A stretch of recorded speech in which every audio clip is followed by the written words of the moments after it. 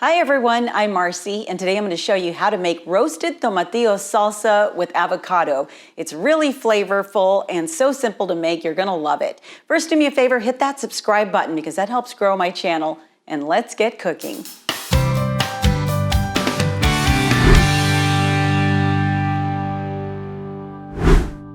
If you don't know what a tomatillo is, it's native to Mexico. It looks like a green tomato, but shouldn't be confused for one. In fact, it grows in a husk, and it's more acidic and more dense than a tomato is. And it makes a wonderful green salsa. You just need to add some heat to it. So here's what you're going to need for this recipe, and I'll put all the ingredients and the amounts in the description box below as well. But we're starting with a pound of tomatillo, about a third of a large white onion, 1 avocado, 2 cloves of garlic. You'll need 1 jalapeño or 1 chile serrano, one or the other.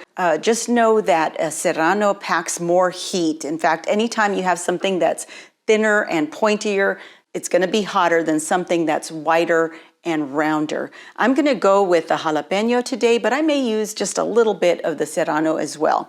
You'll also need the juice of 1 lime, a bunch of cilantro, and that's actually optional. If you're a fan of cilantro, put as much as you want in there or as little.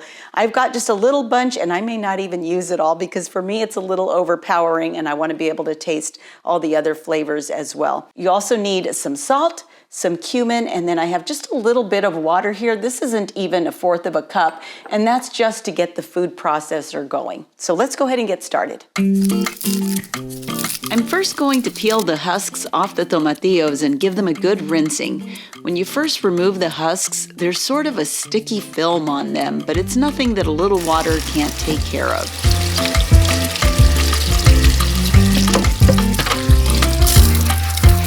Next, you'll want to cut your jalapeño or serrano down the middle and remove the stems.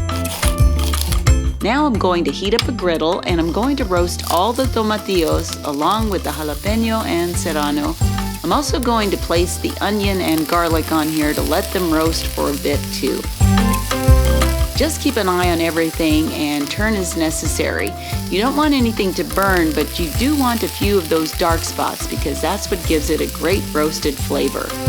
Just so you know, you can also do this in the oven. I just prefer the griddle. When they look like this, you can start taking things off the griddle and placing them on a plate. I'll let it all cool for a few minutes. Then I'm going to place all of this into my food processor. If you don't have one, a blender also works, but you'll probably want to quarter the tomatillos before placing them in.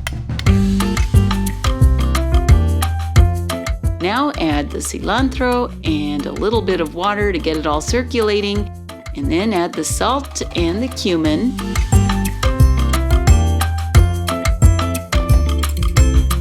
I'm going to pulse this a few times to get things broken down, and then I'll puree.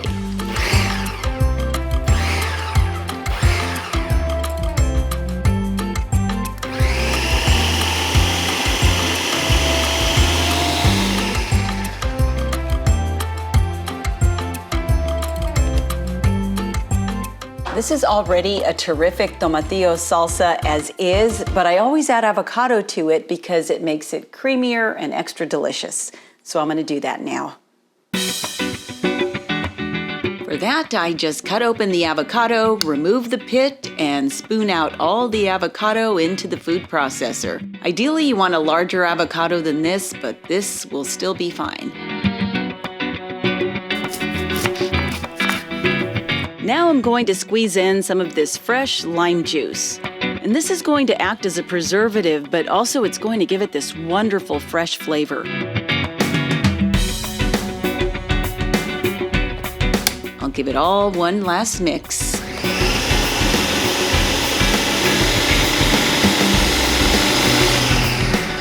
And this roasted tomatillo salsa with avocado is done. Just pour it into a nice dish and enjoy. This recipe makes between 2 and 3 cups of salsa, which is great because you can have some now, and as you can see, there's plenty for later. It keeps perfectly in the refrigerator. Now, my favorite way to have this is on tacos, but right now I'm just gonna dip into it with some tortilla chips.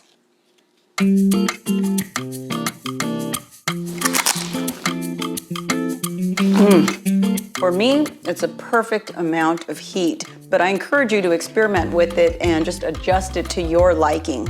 I also love the roasted flavor and what the avocado adds to it, and the lime just gives it this freshness. It really is delicious. I hope you try it.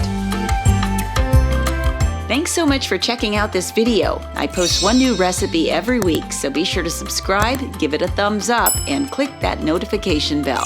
You can also follow me at Marcy Inspired on Instagram and Facebook.